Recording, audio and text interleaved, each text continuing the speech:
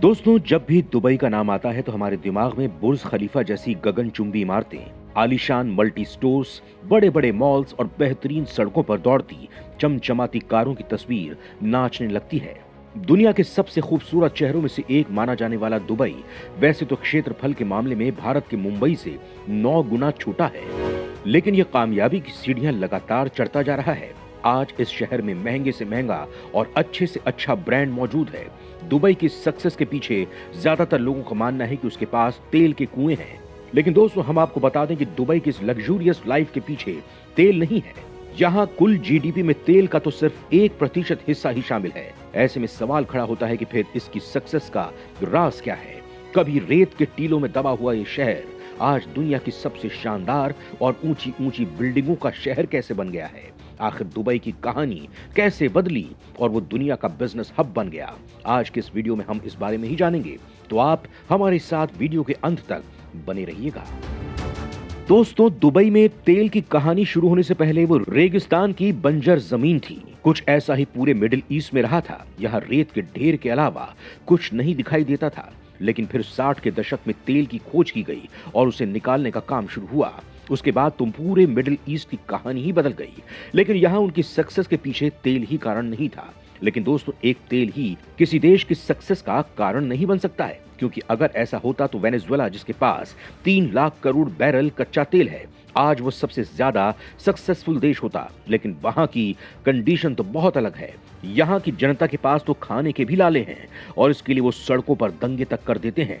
वहीं दुबई की बात करें तो उसके पास 4 लाख करोड़ बैरल कच्चा तेल है। इतने से अंतर के बाद भी आज दोनों की इकोनॉमी में इतना अंतर क्यों है, चलिए इसके बारे में हम आपको बताते हैं। दुबई की सफलता को जानने के लिए इसके इतिहास के बारे में जानना होगा। दुबई का इतिहास।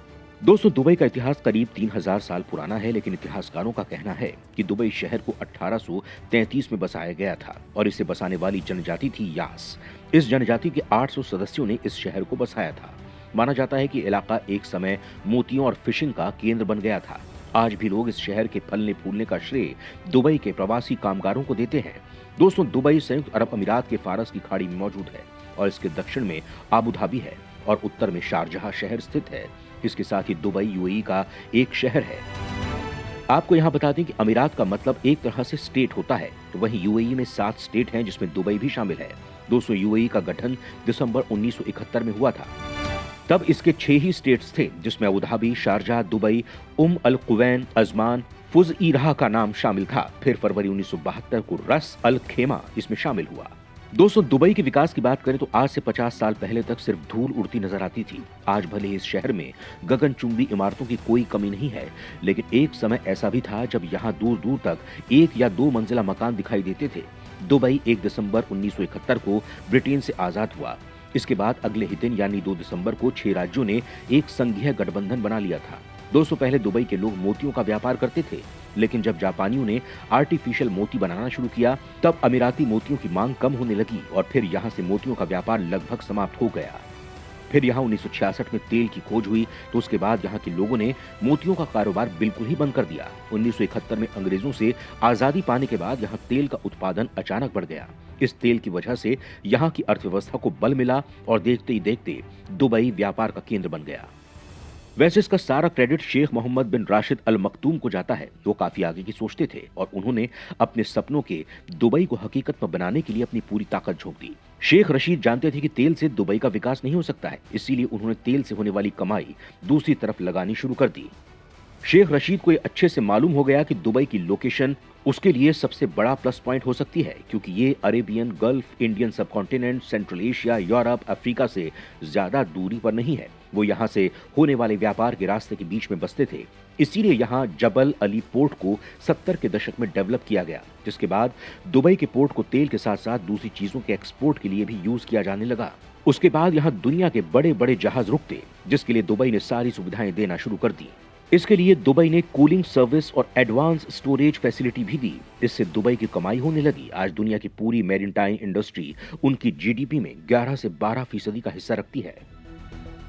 शेख मोहम्मद बिन राशिद अल मखतूम ने दुबई को पहले तो टैक्स फ्री बनाया, जिस वजह से यहाँ बड़े बड़े बिजनेसमैन लोग आकर खुद इन्वेस्ट करते, व्यापार करते खुद इन्वेस्ट करते हैं, व्यापार करते हैं। इसके लिए दुबई ने इन बिजनेसमैन को 100% फॉरेन फॉरेन ओनरशिप देना भी शुरू कर दिया। ऐसी सुविधा किसी देश में नहीं थी। भारत में आज भी किसी भी विदेशी कंपनी को अगर अपना बिजनेस शुरू करना है तो उसे भारत में कोई पार्टनर चुनना होगा, तभी वो यहाँ बिजनेस शुरू कर सकते हैं। इसके साथ ही दुबई ने इन बिजनेसमैन को अपनी कमाई अपने देश ले जाने की छूट भी दी।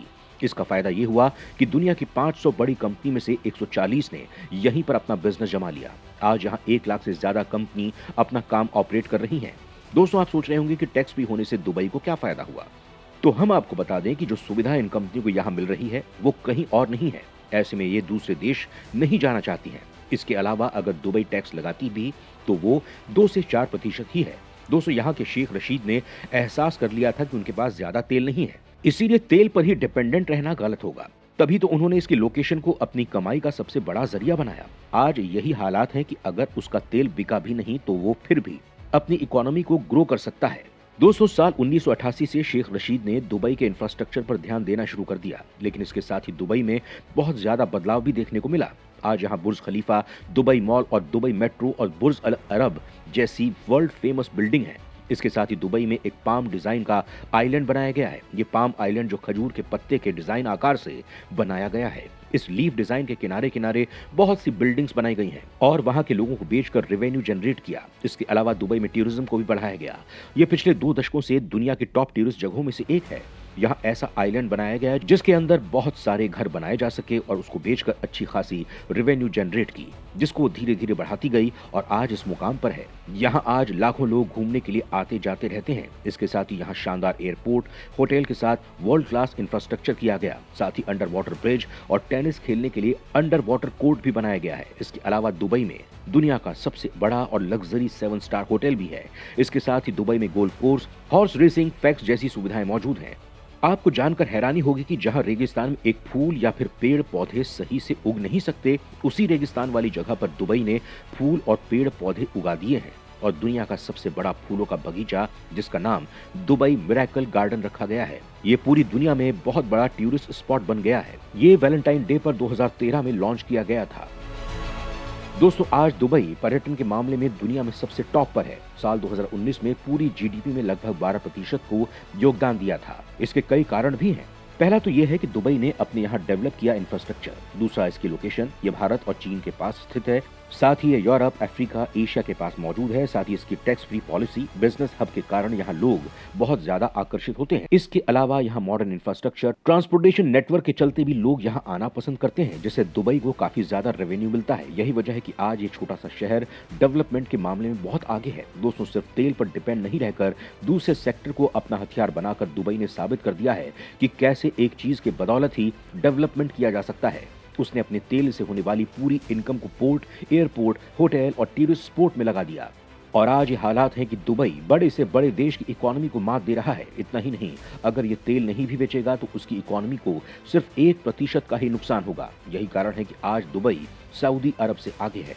वहीं दुबई के सफलता को देखते हुए कतर और सऊदी अरब भी उसकी नकल करने लगे हैं। वो भी यहाँ तेल से हटकर दूसरे सेक्टर्स पर ध्यान देने लगे हैं। साथ ही यहाँ महिलाओं को भी छूट दी जा रही है। यहाँ उनको ड्राइव और सिनेमा घरों में भी जाने की छूट दी जाने लगी है। आज बाकी के खाड़ी देश भी तेल के साथ साथ पूरे सेक्टर पर ध्यान दे रहे हैं, क्योंकि वो जानते हैं कि तेल पर डिपेंड रहने से उन्हें भविष्य में नुकसान हो सकता है।